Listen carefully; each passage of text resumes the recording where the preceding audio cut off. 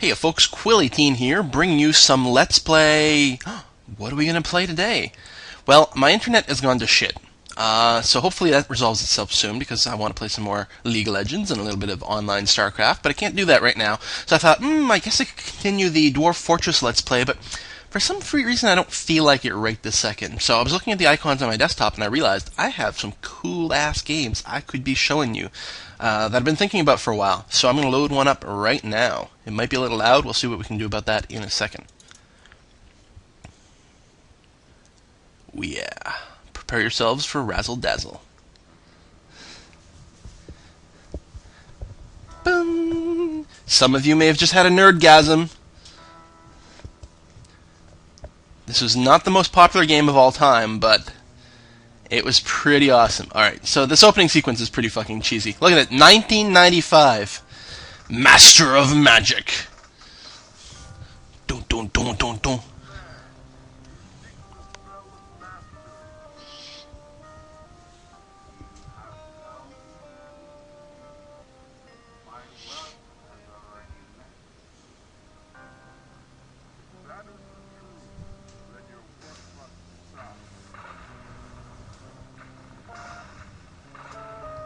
Whoa, awesome CG graphics.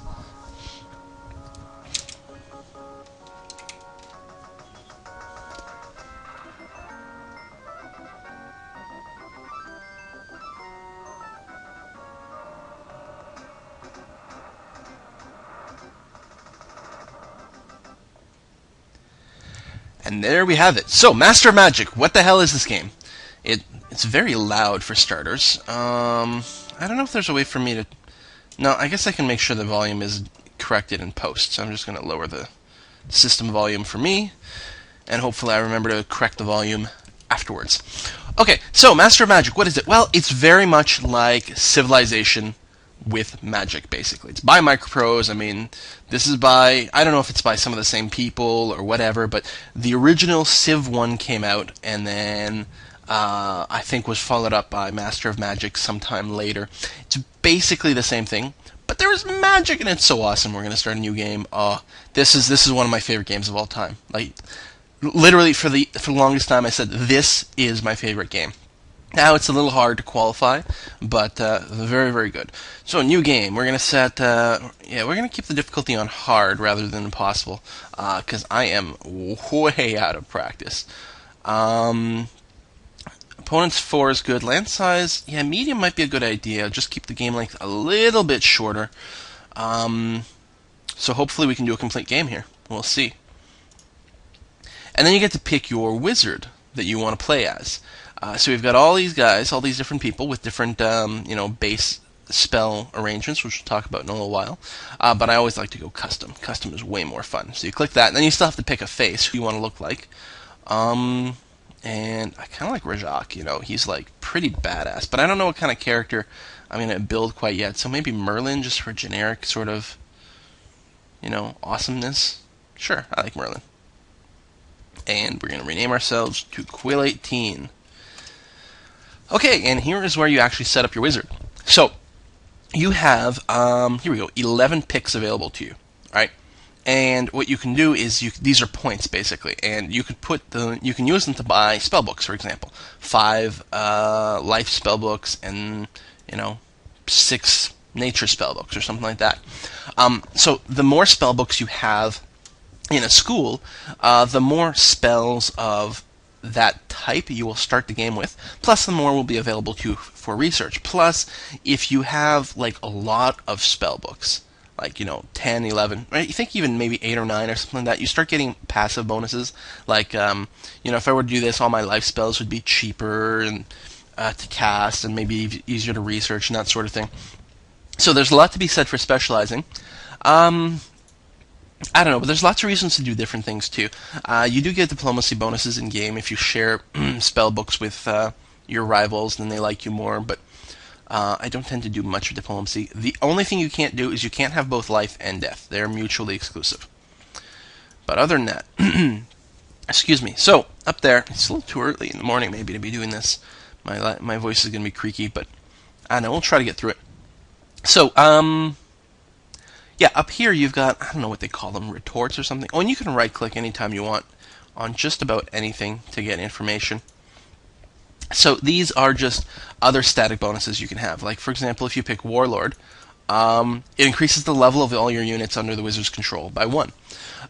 So yeah, basically your units level up. Like even your regular units, like your spearmen or whatever, they level up. And so as a warlord, they would start 1 level higher, plus they have a higher level max. Normally, they max out at elite. Well, this could go to ultra elite and be much more powerful. It's actually not a bad pick. Let's see. Channeler makes your combat spells cheaper. Archmage, you get more skill. Blah, blah, blah. 50% bonus to all mana spent on increasing skill. Basically, I don't know, we'll get into that game mechanic in-game, but you can cast big spells faster. It's not a really... It affects combat as well, but... Artificer... Oh yeah, it makes it a lot cheaper to make magic items, which you can use to equip your heroes, which are very cool characters in-game. Conjurer, you're better at summoning critters. Yeah, so there's a bunch of different stuff. There's also mastery for some of the different sub-magic types, like if I put some points in Chaos, and I can get Chaos Mastery.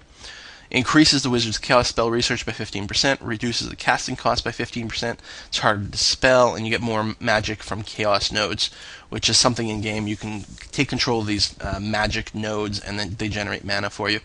So, yeah, lots and lots of stuff to pick, and what kind of character am I going to build? I don't know. I gotta say, the most OP thing is probably life, like a lot of life points. I find life is really ridiculously powerful because you've got great buffs. You don't really have very many summons, although you do, but I find the buffs are just ridiculously good when you're playing as life. So your units are great. Death is very cool, lots of undead and stuff. Some of their spells may be a little buggy, I'm not sure, but yeah, death is really interesting. Chaos, it has a good amount of direct damage, but it's got some really good summonables too, like these Hellhounds, which are very cheap, and then they go all the way up to like Elementals and stuff. Nature, a fair number of summonables as well. Sorcery is really neat. They give you get a lot of spells that like make your units fly, or you can summon a lot of illusionary creatures, and the illusionary creatures are pretty badass because their power is just like sort of affecting the mind. They ignore armor, so they tend to rip apart most units very, very quickly, unless they have like True Sight or something, which lets them know it's just an illusion. I don't know. I do tend to go life a lot, but it might be good for this demo just because it is really, really strong. What's mana focusing give me? Divine power? No. Well, power and hassling effects from shrines, temples, and parthenons. That's actually kind of cool. Oh, it's worth 2 picks. Yeah, that's why it's very strong. Just straight up all this? Maybe I should pick Conjurer. We can summon crap. Life doesn't have a lot of conjuring, but maybe I could whip out an army of angels, archangels. They're pretty badass, especially early on. Let's give it a try. I don't think I've ever done this combination. So I've got 10 life books and Conjurer, and we are probably going to try to squeak out an angel or something like that and use that to beat the crap out of our enemies. So I'm going to hit OK here. Now, I can select which life spells to start with because I have this many life books. And basically I get almost all the common ones. Bless. Is there anyone I would want less than Bless? No, I guess that's fine, whatever. We can still research Bless, so. And then you pick your race. So, again, lots and lots of options. So the most OP choices are probably either the high men, so like humans, because their paladins you can make are sick good. Plus, they can build a lot of the buildings. The second choice is halflings. They're actually really, really good. They're superb farmers, and their units... so the way they work, the units, is normally like, if you build a spearman, you get like 8 spearmen in a stack. And they all attack simultaneously, and they all defend simultaneously. Well, halflings, they get 8 units per stack. So that's pretty cool, but also if you buff them, like individually they might have lower stats, right? So in theory it all balances out, but if you start buffing the halfling units, then the bonuses are way more important because you're giving like +1 to all the units. Well, +1 to 8 units is better than +1 to 6 units. So they're a pretty good combo with life. I really like them. But I don't know. I kind of like the idea of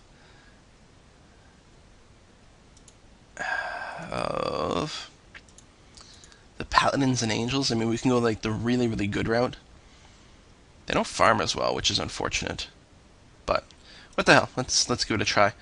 And we get to pick our banner color, and I'm gonna pick gold because it's got little frills and stuff, and it seems fancy schmancy. Although I could have picked blue to go with his outfit, but I think I usually play as gold, so it would be confusing to me.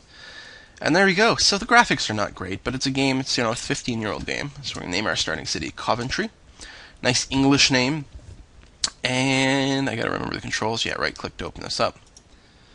So these are the guys over here on the left. These are farmers, and these guys. So based on the population in your city, you need to have enough farmers to feed the city itself, or something like that. There's a formula. So I can't toggle these guys. They're forced to be farmers. But the guys on the right here, they can be either workers or farmers. So basically, you don't want to over-farm because you'd rather have the people working. But your units here, spearmen have 1 food upkeep, and the swordmen have 1 food, 1 gold. So I need to produce 2 extra food. So 4 feeds the city. The city's population of 4. I need to produce 2 extra food to feed these guys. And on the screen out here, I can see what my food surplus is. Right now, it's 0 food. I'm perfectly balanced. I'm not wasting any, but I'm not underproducing, which would cause my military units to disband. Other resources. So I got the food. I got the production. Right, my pickaxes. How much gold I'm producing every turn. The cities also get maintenance based on their buildings, and this is how much magical power I'm generating. So this big icon means 10, and that's because my fortress gives me a base of 10 power. This is where my fortress is. You don't actually move your wizard around. Your wizard just lives where your fortress is. And we're going to take a note about magic here. So I'm producing 10 power every turn. I thought. How come this is only 3 and 3?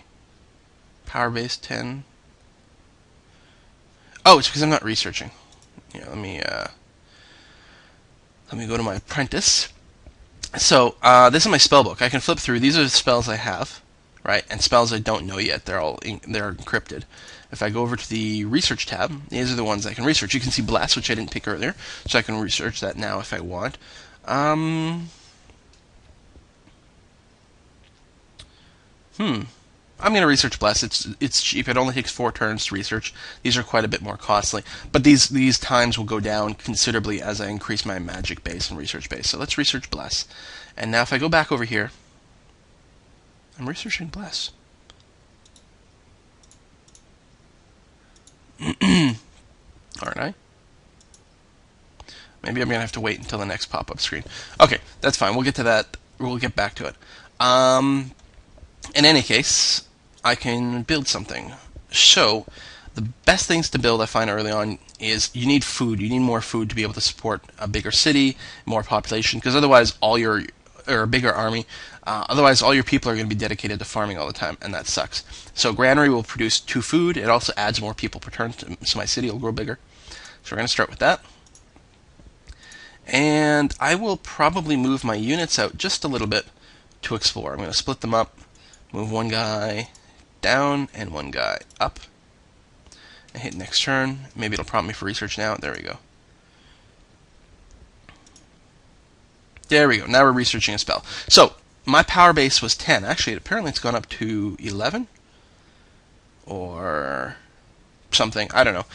There's various bonuses that may be coming into effect. Maybe it's because I'm researching life spells. I don't know. But it's split up right now between mana generation, spell research, and skill. And the skill you can see down here, casting skill. And basically your skill, my skill right now is at 20.